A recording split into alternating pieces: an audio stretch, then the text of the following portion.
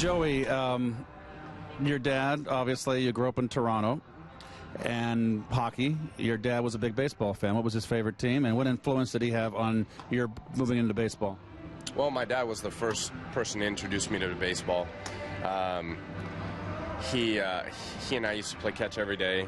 He always wanted me to be a pitcher, and we'd throw, and the best thing that ever happened in my baseball career was when I hurt my arm.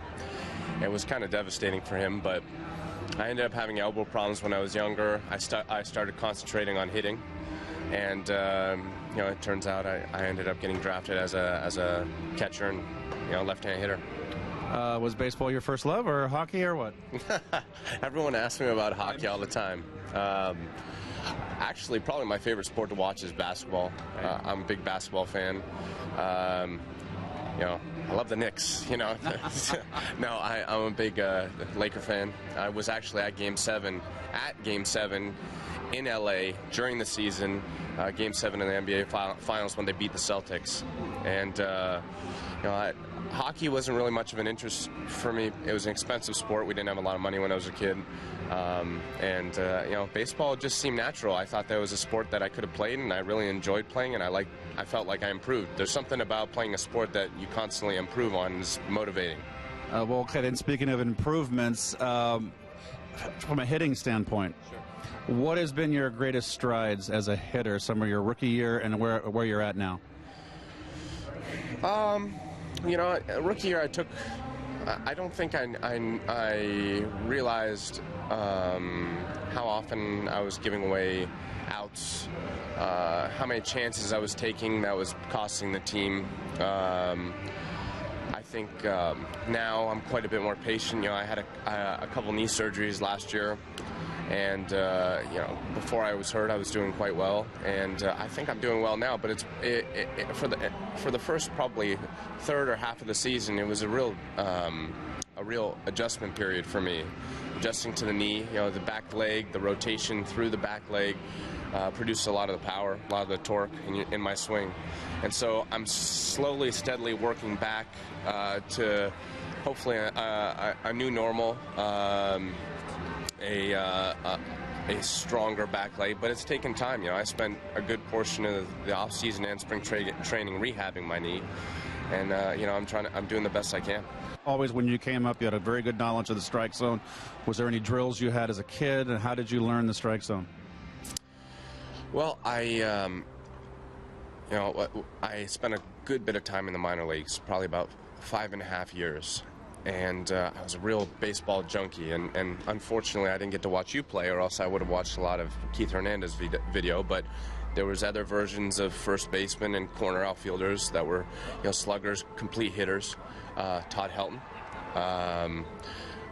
Barry Bonds, Manny Ramirez, all these guys were, could do pretty much everything. They could hit for power, they could hit for average, they would take their walks, and so seeing that version of a player, especially Barry Bonds, I really desperately wanted to add that to my game. So starting back when I was about 18, 19 years old, I started to implement that, and that changed my whole approach because I had to let the ball get deeper, which resulted in me trying to drive the ball the opposite field instead of trying to pull it. I felt like I had less time when I was pulling the ball to be able to see the ball and evaluate it and make a reaction to it. So I had to make that change, which resulted in getting on base plus driving the ball more, but it probably cost me in the home run department. But I think it's made me a better hitter overall. Okay, this year, you've 3 years in a row, you've always led the league in on-base percentage. This year, you broke Joe Morgan's single-season record for walks. Your RBIs are down. Is this a conscious effort on your part? When men are on base, do you want to drive them in, or you think that maybe with your knees you may be a little bit too cautious? No, my knee's fine. My knee's fine. Like I said, it was something I was taking care of earlier in the year. As far as the RBI, it's been a bit of a challenge at times with the way they pitch me on certain occasions. But I've made a point when guys are on base to continue to stick to my approach. I'm trying to drive the ball through the middle of the field. I'm trying to hit the ball the other way. I'm trying to make sure I pick out the right pitches.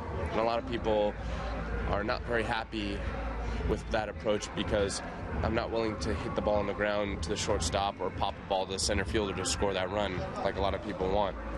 I'm more than happy to take my base and go to first base, and there'd be first and second or first and third if I don't get the pitch that I think gives me a chance to do some damage. So that's my approach. That's what I'm going to stick with. There's certain situations, if the game's tied 8-8 in the 9th inning or something like that, I'll do anything to get the runner in. But at the same time, I'm not gonna mortgage my at-bats over a season just to drive in runs. Well, you and Ted Williams, I know Ted, you evidently had Ted Williams plastered in your house, so you have a lot in common with Ted Williams, that had the great eye. Well, he was a great hitter. I understand, the greatest hitter in the game. Come on now. I always have to ask this one question, and we'll let you go. Sure. I know it's just a generic question. First pitcher that comes to your mind, and why? What left-hander gives you the most trouble, and what right-hander gives you the most trouble, and why? A young right-handed Tim Lincecum was not fun at all. He had a fantastic. Even that Tim Lincecum now, who's a little bit down in velocity, I consistently have trouble with him. There's something about how quick his fastball is, how erratic he can be in the strike zone, how good his curveball. Everything lines up. Everything lines up. His fastball comes out straight and it's quick. His curveball comes out straight and it's quick. 12-6 it's a real straight up and down curveball, and his changeup matches up with that too, and it moves down. So everything's in a line, and that's really challenging for a hitter because you want to get on the outside or the inside of the baseball to be able to see what's going to happen next. And he doesn't, for some reason, the way it comes out of his hand doesn't work like that. But when he was throwing 96, 97, you didn't have any time, combined with not being able to see it from the side, was really difficult for me. Probably the toughest left-hander, was CC Sabathia. He was just, still, I haven't faced him in a while, is why I say he was. But every time I faced him, I've always found him to be really challenging. Good luck in the playoffs.